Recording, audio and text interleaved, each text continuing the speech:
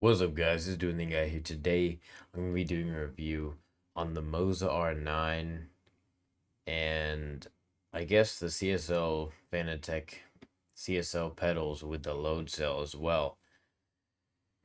Now, in terms of R9, my first impressions are the quality is just absolutely great on it.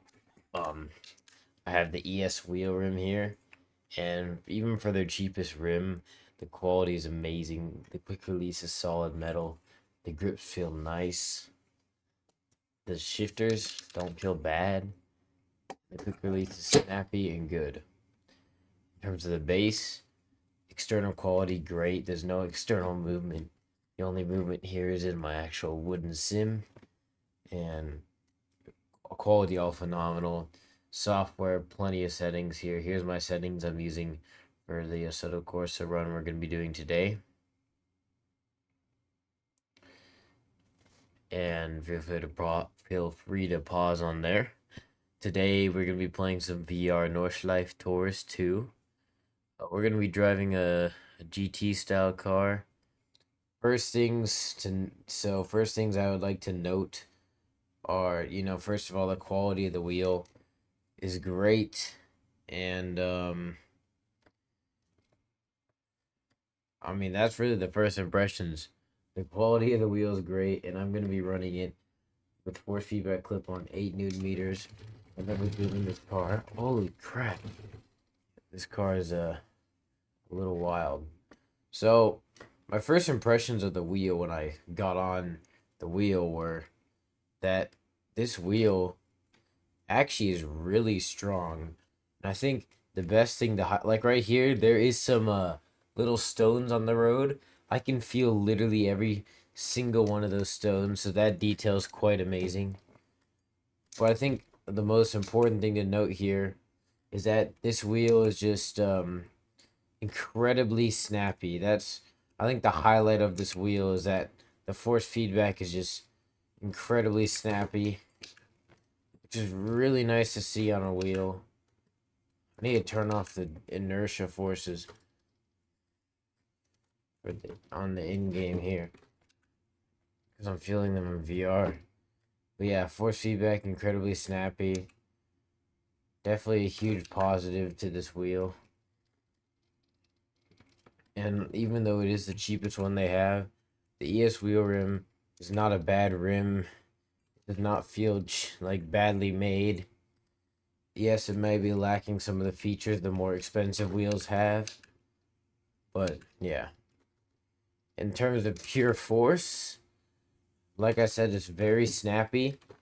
And I do tend to use, for cars like this, the max force, so I can get that full dynamic range and really get a sense of the cars under different speed and load.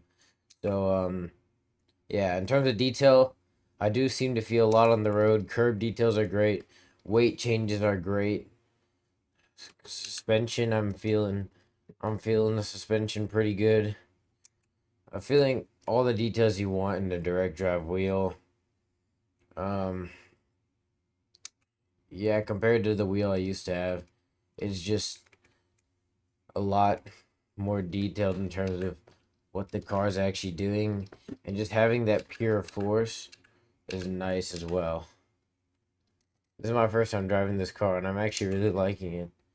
So, the next thing I want to talk about is the CSL pedals LC, which means load cell. I got the whole load cell version of them. We'll see. I had some force feedback clipping on that turn there. Now, what I have to say about... Oh, crap. I always miss that turn. And as we go off the road, I can feel the texture change with the grass.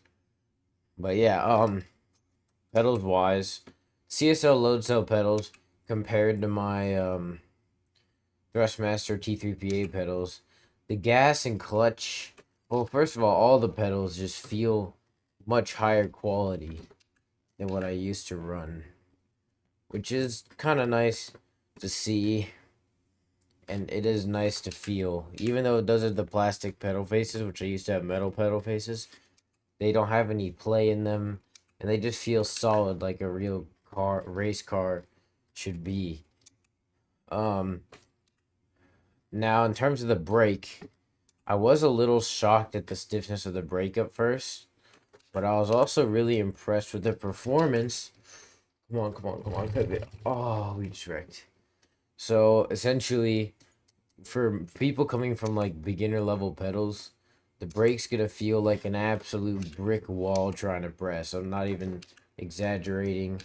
The brake is really stiff, but that does not mean there's no detail in the brake, because despite it being stiff, because of the load cell, it doesn't matter how much the pedal actually moves. It matters how hard you press it. And I usually run the pedal at 80 to 90% brake force, and I find that I'm comfortably and consistently hitting good brake pressures and being very precise with this brake. Damn, there's a lot of dust on the windshield. But yeah, basically, um, I have done a couple things to try to make the pedal softer, because while I do think I'm still very accurate with it, I tend to drive a lot of road cars, which would have a more squishy and more a brake with more travel in it. So right now I took out like some of the rubber things and I replaced it with some foam. Oh, there's another driver and he just wrecked. Oh my god. Um so right now the brake's a little softer than normally would be.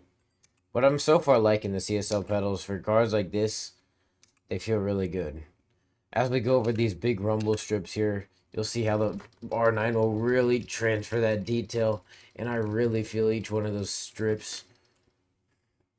One thing I noticed when I got this R9 is I used to only like drift racing and truck driving, but now that I have a direct drive wheel with a lot of detail in it, I start to enjoy racing, grip racing more, because all the force and detail just makes it a lot more exhilarating to drive GT style racing and just grip racing in general.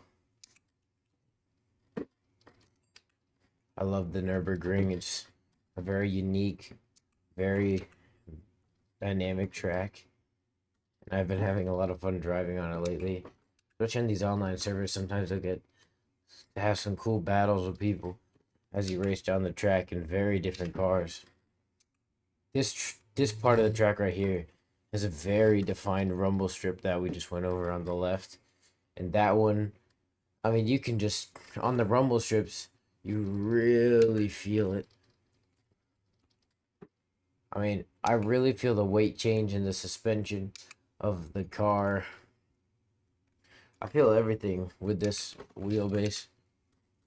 Whenever the car lifts off the ground a little bit on certain parts of the track, I feel like I'm one with the car. Oh man, there's someone coming up on me. We better hold our line here. They're coming up on us. They're trying to cut through the grass. I think they might be a little faster. Oh, crap. I couldn't take the pressure. I wrecked. Woo! It's so embarrassing. It's because I couldn't take the pressure from the guy behind. Alright, we're going to go over this rumble strip. Yep, I'm feeling that on my right tire.